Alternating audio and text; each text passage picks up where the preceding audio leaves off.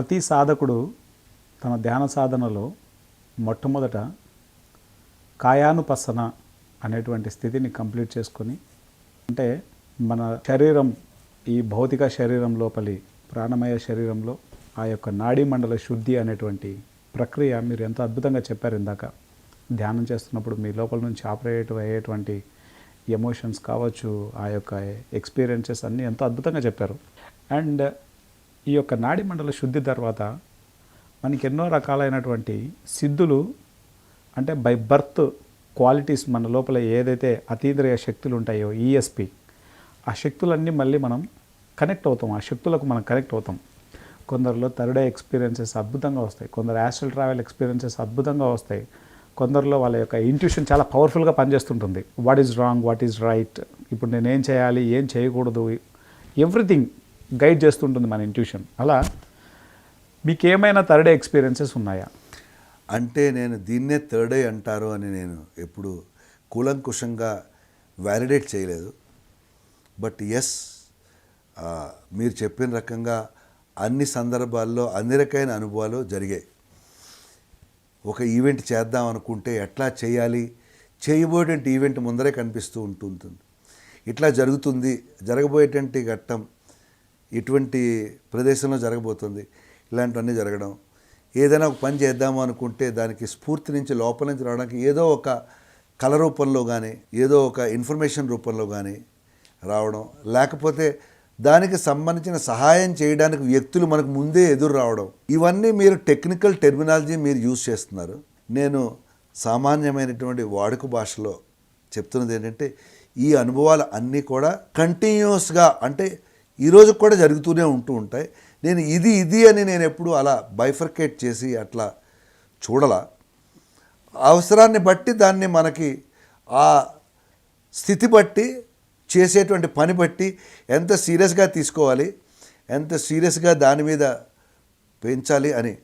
Yes, ప్రతి కార్యక్రమం చేస్తున్నప్పుడు సామూహిక ధ్యానం ఈజ్ వెరీ ఇంపార్టెంట్, అండ్ ఏకతా ధ్యానం చాలా important, collective energies are very important. ఈ చేద్దాం అనుకున్నటువంటివి ఈ తృప్తిని ఇంకా ఎన్హాన్స్ చేయడానికి ఈ ఎనర్జీస్ పనిచేస్తున్నాయి. మీరు చెప్పినటువంటి అనుభవాలు అన్నీ వస్తూ ఉంటాయి. లే లడాఖ్లో పిరమిడ్ అవని, మహాయోజ అనుకుని, ఏదైనా ఎనీ ప్రోగ్రామ్ చేద్దాం అనుకోండి, మ్యారేజ్ చేద్దాం అనుకుంటున్న కూడా ఏదో ఒకటి వస్తుంది.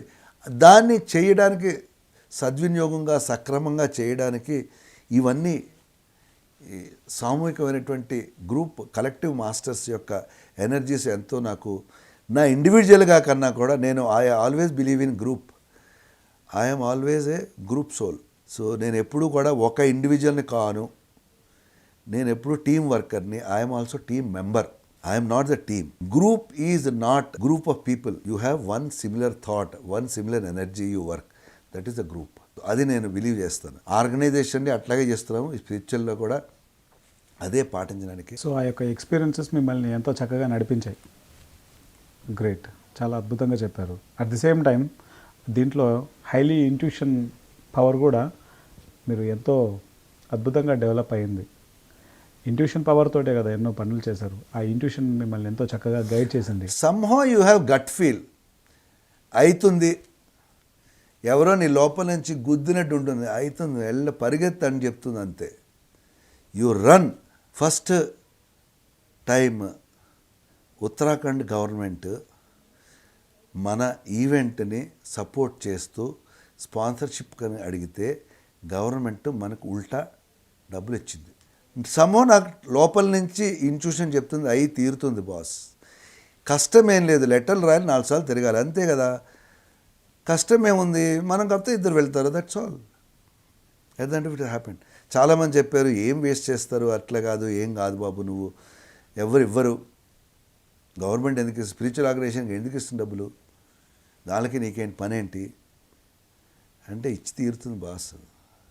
అదే ఇప్పుడు మన రిషికేశ్లో రేపు మార్చి 1వ తారీఖున ఇనాగ్రేట్ చేయబోయే పిరమిడ్కి ఆ డబ్బులే మనం ఉపయోగిస్తున్నాం. ఆ డబ్బులతోనే మనం పిరమిడ్ కట్టి మనం గద్వాల్ మండల్ వికాస్ నిగమ్ వాళ్ళకి, గవర్నమెంట్కి మనం ఉల్టా ఇస్తున్నాం. మళ్ళీ ఇంట్యూషన్ పవర్ బాగా అభివృద్ధి చెందిందంటారు. ఓకే, మనం ఒక్కొక్కళ్ళు వాళ్ళు ప్రాక్టీస్ చేసేటువంటి, అంటే తమ ప్రాక్టీస్ మీద, తమ ధ్యాన సాధన మీద ఒక్కొక్కరు ఒక్కొక్క రకమైనటువంటి తపనతో పట్టుదలతో సాధన ఉంటుంది. మీరు మీ సాధనకి ఎటువంటి ఇంపార్టెన్స్ ఇచ్చారు మీ లైఫ్లో? నార్మల్. నేను ఏదో సాధిద్దాము, నేను ఏదో థర్డ్ ఐ చూసుకుందాము, లేకపోతే ఇవన్నీ చేద్దామని ఎప్పుడు నెవర్ ఐ డిడ్. ఓకే. ఒకటి అచీవ్ చేద్దాము అని కాదు, అది by virtue of your sincere effort it is happened. అంతేనే కానీ ఒక ఉద్దేశంతో నేను స్టార్ట్ చేయలే. ఓకే. ఇది ఈ హెల్త్ ప్రాబ్లం కూడా పోవాలి అని నేను జాయిన్ అవ్వాల. మెడిటేషన్లో దిగింది కారణం పోవాలి అని ఉద్దేశంతో కాదు. చేస్తూ ఉండగా చేసిన సాధన సీరియస్నెస్ అవ్వండి ఏదవనండి, కొద్ది రోజుల్లోనే ఒక 4 monthsలోనే ఒక 2 years నుంచి యూజ్ చేసే ట్యాబ్లెట్స్ని ఫ్లోని యూజ్ చేయడం జరిగింది. బట్ అది అవుతుంది అని నేను స్టార్ట్ చేయలే. సో అది